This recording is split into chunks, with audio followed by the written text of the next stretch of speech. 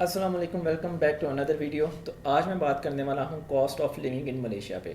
तो इसमें मैं ज़रा डिटेल से बताने वाला हूँ, तो वीडियो थोड़ी सी लंबी हो सकती है।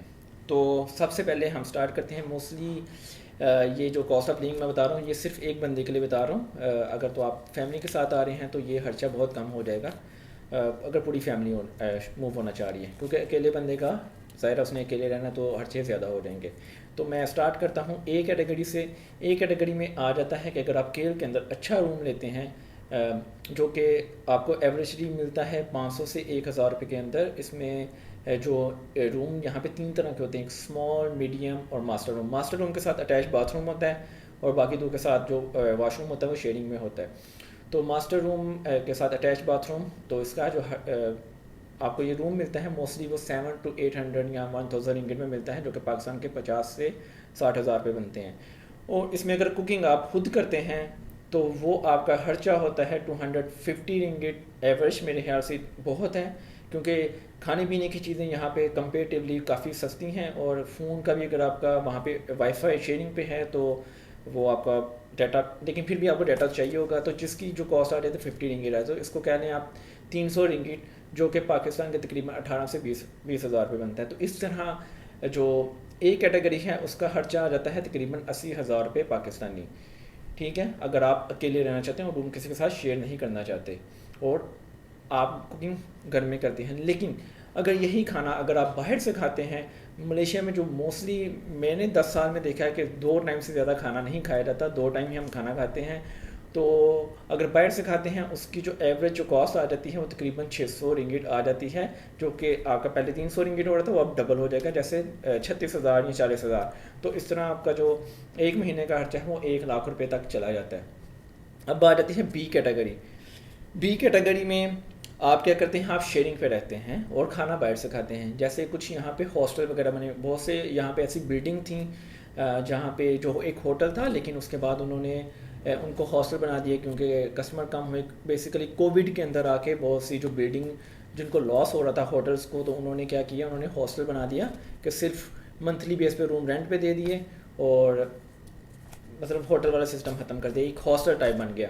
तो अगर वैसा रूम होता है और आप शेयरिंग पे रहते हैं, किसी के साथ शेयर करते हैं, तो जो एवरेज वो रूम मिलता है वो तकरीबन 700 800 900 या 1000 रुपये में मिलता है। तो अगर आप शेयर करते हैं तो आपका आ जाता है पर पर्सन 500 रिंगिट। और खाना आप बाहर से खाते हैं, अगर खाना बाहर से खाते हैं तो वो भी तकरीबन 600 रिंगिट से आ जाता है आपका खर्चा। इस तरह आपका 11 से 1200 रिंगिट आपका मंथली एक्सपेंस आ जाता है, जो कि पाकिस्तान के तकरीबन 60 से 70 हज़ार रुपये बनते हैं।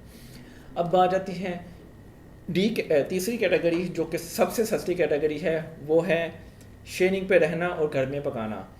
तो रिसेंटली मैंने एक हॉस्टल बनाया है, और मैं पर स्टूडेंट जो ले रहा हूँ वो ले रहा हूँ 300 रिंगिट। और उनको मैंने वहाँ पे खाने पीने की हर चीज़, जैसे कि बेसिक जो चीज़ें हैं, फ्रिज, खाने कुकिंग के लिए सिलेंडर वगैरह, हर चीज़ें प्रोवाइड की हैं। तो वहाँ पे सरप्राइजिंगली मेरे कुछ स्टूडेंट इससे पहले बाहर रहे थे, जो कि बी कैटेगरी मैंने आपको बताई है हॉस्टल, कि वो हॉस्टल में रह रहे थे, बाहर से खाना खा रहे थे। तो उनका खर्चा वो जा रहा था यार 1000 से 1200 रुपये में। लेकिन अभी वो मेरे हॉस्टल में रह रहे हैं, उनसे मैं 300 रिंगिट ले रहा हूँ पर पर्सन के हिसाब से, और जो कि एक मुनासिब है। उसमें मैं यूटिलिटीज़ वगैरह उनसे कुछ भी चार्ज नहीं कर रहा, सारा कुछ इंक्लूड है उसमें 300 रिंगिट में। लेकिन खाने पीने का खर्चा उनका खुद का है। तो उसमें मैंने 2 ग्रुप बनाए हैं, और वो खुद घर पका रहे हैं रमज़ान के अंदर। इसमें उन्होंने ज़ाहिर रमज़ान के अंदर एक्स्ट्रा अहतमाम किया जाता है फ्रूट्स वगैरह वगैरह का। तो फिर भी उनका जो खर्चा है वो बहुत कम आया है। उनसे मैंने पूछा कि यार आपका खर्चा कितना है, ताकि मैं ना डिफरेंट लोगों से इंटरव्यू कर सकूं या पूछ सकूं कि यार क्या खर्चा आ रहा है।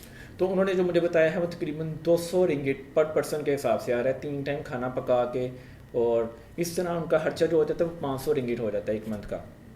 ठीक है, लेकिन अगर यही खाना वो बाहर से खाते हैं तो वो डिपेंड करता है। वैसे अगर किसी आप रेस्टोरेंट से बाहर से जाके खाते हैं तो तकरीबन 10 रिंगिट एवरेज एक टाइम के खाने के बनते हैं, जो इस तरह करके 600 रिंगिट बन जाता है। अगर 300 रिंगिट देते हैं वो घर पे, तो इस तरह उनका 40-50 हज़ार रुपये बन जाता है। लेकिन अगर वो घर में पका लेते हैं तो ये खर्चा कम हो के 25 से 30 हज़ार रुपये पे आ जाता है।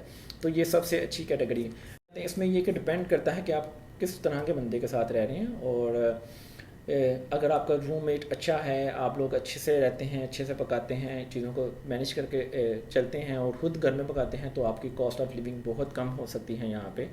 अगर आप पाकिस्तान में भी कहीं किसी हॉस्टल में जाके रहते हैं और वहाँ का आप खर्चा वगैरह देते हैं तो मेरे यहाँ से 25-30 हज़ार रुपये एक बच्चे का खर्चा आ जाता है वहाँ पे भी, तो इसी तरह यहाँ पे भी हो जाता है। लेकिन अब आपको मैं, जो लोग बाहर अकेले सेपरेट रूम लेना चाहते हैं उनको कुछ टिप्स चाहिए होती हैं, या जो लोग शेयरिंग में भी रहना चाहते हैं तो उनके लिए कुछ टिप्स हैं। अगर तो आप रूम वगैरह लेते हैं पब्लिक ट्रांसपोर्ट के पास या सिटी के अंदर तो वो थोड़ा सा महंगा होगा, ठीक है। फॉर एग्ज़ाम्पल कि मेरा एक अपार्टमेंट है जो कि पब्लिक ट्रांसपोर्ट के पास है और सिटी के बिल्कुल बीच में है, वो स्टूडियो अपार्टमेंट है और उसका जो खर्चा है, जिसका जो रेंट है वो 1700 रिंगिट है और यूटिलिटीज़ मिला के उसका खर्चा आ जाता है 2000 रिंगिट। सिर्फ एक स्टूडियो अपार्टमेंट है जिसमें 1 से 2 बंदे रह लेंगे, तो इस तरह करके ये काफ़ी एक्सपेंसिव भी हो जाता है। लेकिन इसी तरह ही मेरा एक और अपार्टमेंट है जो कि पब्लिक ट्रांसपोर्ट से थोड़ा सा हट के है और एक साइड पे है। अब आपको मैं मज़े की बात बताऊं, उसका खर्चा इससे कम है, हाफ कह लें, और उसमें 3 रूम हैं और 2 बाथरूम हैं और वहाँ पे ज़्यादा लोग रह सकते हैं। तो इस हिसाब से आप देख लें कि ये कितना डिफरेंस आ जाता है। इसलिए बहुत से लोग मुझे पूछते हैं कि कॉस्ट ऑफ लिविंग क्या है, तो ये डिपेंड करता है जगह पे, ठीक है। उसके बाद बिल्डिंग पे भी डिपेंड करता है कि कौन सी बिल्डिंग है, A क्लास है, B क्लास है, C क्लास है, D क्लास है, तो ये उस हिसाब से डिपेंड करता है। अब इसमें मैं कुछ आपको टिप्स बता दूं। अगर तो आप स्टूडेंट हैं और आप मेल हैं तो आप कोशिश करें कि पाकिस्तान से आप इंटरनेशनल लाइसेंस बनवा के आएँ और आपको जहाँ पे अच्छी अकोमोडेशन मिलती है, बेसिकली अगर पब्लिक ट्रांसपोर्ट से हट के अकोमोडेशन हो तो बहुत सस्ती भी होती है, बहुत अच्छी भी होती है। तो आप ट्रैवलिंग के लिए मोटरसाइकिल यूज़ कर सकते हैं।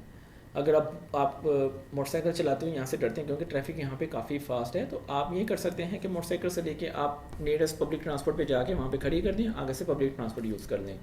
या अगर आप वॉक करने के आदी हैं तो आप वॉक भी कर सकते हैं, तो इस तरह आपके खर्चे काफ़ी कम हो रहे थे। अब आप अगर फैमिली की एक बात करें, अगर एक फैमिली 4 से 5 लोगों की यहाँ पे कोई घर लेना चाहती है और वो लेती है, बेसिकली मैं रिकमेंड करूँगा कि वो सिटी से थोड़ा सा, सिटी नहीं या पब्लिक ट्रांसपोर्ट से हट के थोड़ा सा साइड पे लेंगे तो आपको जो एक 900 स्क्वायर फीट का जो घर है वो 1200 से 1500 के रिंगट के अंदर मिल जाता है। और आपको जो ग्रोसरी वगैरह है 3 से 4 बंदों की वो 500 रिंगट से ऊपर नहीं जानी चाहिए और यूटिलिटीज़ भी 200-300 से ऊपर नहीं जानी चाहिए। तो इस तरह आप 1,20,000, 30,000, 40,000 रुपये में 4-5 लोग इजीली गुजारा कर सकते हैं एक अपार्टमेंट के अंदर। होना बेसिकली जो आप कॉस्ट ऑफ लिविंग और डिपेंड करता है अकोमोडेशन पे। खाने पीने की चीज़ें ऑलमोस्ट सेम है हर जगह पे। आप बाहर से लेके आते हैं या बाहर से खाते हैं तो वो आधा आधे का हाफ से, मतलब कह लें कि अगर आपका ग्रोसरी आपकी 200 रिंगिट की आ रही है लेकिन आप बाहर से खाना खा रहे हैं तो वो आपका खर्चा 800 रिंगिट हो जाएगा। तो ये तकरीबन 70-80% का डिफरेंस आ जाता है। तो मैं स्टूडेंट्स के लिए यही उनको एडवाइस करूँगा कि जब आप यहाँ पे आते हैं, स्टार्ट में अगर आपको कोई जानने वाला है तो आप शेयरिंग में रहें। अगर नहीं आपका कोई रहने वाला तो आप स्टार्ट में बेशक इन कैंपस कुछ भी इस तरह करके सेपरेट रह लें, लेकिन जब आपको अच्छे दोस्त मिल जाएं तो आप उनके साथ शेयरिंग में चले जाएं। उससे आपकी कॉस्ट ऑफ लिविंग जो है वो बहुत कम हो जाएगी। खाने पीने की चीज़ें यहाँ पे बहुत सस्ती हैं। घर पे पकाएंगे तो आपका बहुत ज़्यादा खर्चा भी बच जाएगा और आप हेल्दी भी रहेंगे, क्योंकि बाहर से जो खाना है वो काफ़ी ऑयली भी होता है। और अगर आप सिटी से ज़रा बाहर रहते हैं तो मलाई फूड हर कोई खा भी नहीं सकता। तो ये थी कुछ टिप्स। और एक और चीज़ मैं आपको बता दूं कि अगर आप चलने के आदी नहीं तो आप अपनी टांगों को अच्छी तरह मसाज करके आएँ, क्योंकि यहाँ पे आपको चलना पड़ेगा। नो मैटर कि आप अपनी कार भी यूज़ करते हैं या बाइक भी यूज़ करते हैं, अक्सर आपको जो पार्किंग है वो थोड़ी दूर ही करनी पड़ती है। अगर आप किसी मॉल में जा रहे हैं तो मॉल के अंदर पार्किंग जो है बहुत एक्सपेंसिव होगी, तो आपको कहीं साइड में कार पार्क करनी पड़ेगी। यहाँ अक्सर होता है कि जैम बहुत ज़्यादा हो जाता है, जिस वजह से आपका टाइम बहुत ज़्यादा वेस्ट होता है। तो आप कोशिश करते हैं कि आप कहीं भी करीबी पब्लिक ट्रांसपोर्ट के पास जाके कार पार्क कर दें और आगे से पब्लिक ट्रांसपोर्ट यूज़ कर दें। तो अगर आप पब्लिक ट्रांसपोर्ट यूज़ करते हैं और यहाँ वैसे भी आपको ओवरसीज़ में आके बहुत ज़्यादा चलना पड़ता है, तो और चलना अच्छी बात भी है, और ये कि अगर आप पब्लिक ट्रांसपोर्ट यूज़ करते हैं तो आपका बहुत ज़्यादा पैसे बच जाते हैं। और तीसरी बात, अगर आप स्टूडेंट हैं तो मस्ट लाइसेंस लेके आएँ। आप मोटरसाइकिल लें, कार का लें, ये चीज़ें यहाँ पे काफ़ी सस्ती हैं। तकरीबन 1.5 लाख रुपए में आपको अच्छी मोटरसाइकिल मिल जाती है, जो कि आपके और जिसका मंथली खर्चा जो है वो हार्डली पाकिस्तान के 1,000 से 2,000 रुपये है। और अगर कार की बात की जाए तो उसका जो खर्चा है वो भी तकरीबन कह लें कि 15,000 पाकिस्तानी इतना मंथली खर्चा है पार्किंग का निकाल के। पार्किंग डिपेंड करता है किस जगह, क्योंकि पार्किंग यहाँ पे सिटी के अंदर काफ़ी एक्सपेंसिव है, लेकिन जो कार है वो भी आपको 5-6 लाख 7 लाख 8 लाख रुपए में एक नॉर्मल सी कार सेकंड हैंड मिल जाती है। तो जी ये थी वीडियो, उम्मीद है कि इससे आपको काफ़ी फ़ायदा हुआ होगा। और अगर आपको रूम ढूंढने के लिए कुछ टिप्स चाहिए तो उसमें ये सबसे जो इजी टिप है, अगर आप पाकिस्तान में बैठे हुए हैं तो आप फेसबुक पे जाएं और आप लिखें रूम फॉर रेंट इन केयर, room for rent in Selangor, जो भी आपका सिटी है, तो आपको बहुत ज़्यादा से ग्रुप फेसबुक पे मिल जाएंगे। वो ग्रुप्स ज्वाइन कर लें, वहाँ पे आप पोस्टें देखेंगे कि डिफरेंट एजेंट्स जो हैं वो भी पोस्ट करते हैं कि मेरे पास यहाँ पे रूम अवेलेबल है, ये कॉस्ट है, ये है।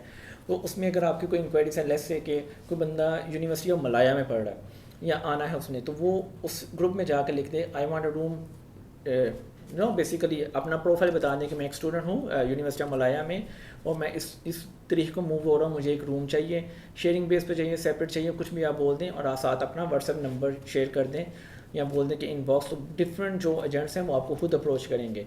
लेकिन जो एक टिप आपने याद रखनी है, कभी भी किसी को आपने रूम देखे बगैर एडवांस पेमेंट नहीं करनी। बहुत से लोग आपको बहुत अच्छा रूम दिखाएंगे, बोलेंगे कि जी इसका कोई डिपॉजिट नहीं है, आप जस्ट थोड़े से पैसे दे दें और बुकिंग करवा लें, फिर आके आप देख लें, अगर आपको पसंद नहीं आएगा तो हम आपको पैसे रिटर्न कर देंगे। तो आप किसी को 1 रुपया भी ना दें। जब भी आपने पैसे देने हैं आपने फिजिकली जाके पहले रूम देखना है। जिस बंदे के पास रूम की होगी, एक्सेस कार्ड होगा बिल्डिंग का, वो बंदा जेन्युइन होगा। जो बंदा फ़ोन पे ही सारा कुछ ये कह रहा है और बोले एडवांस पेमेंट दो, आपने किसी भी ऐसे बंदे पे यकीन नहीं करना। और उम्मीद है कि ये वीडियो आपके लिए काफ़ी हेल्पफुल रही होगी और मज़ीद ऐसी इंफॉर्मेटिव वीडियो मैं लेके आता रहूँगा। मिलेंगे नेक्स्ट वीडियो में, तब तक के लिए बाय।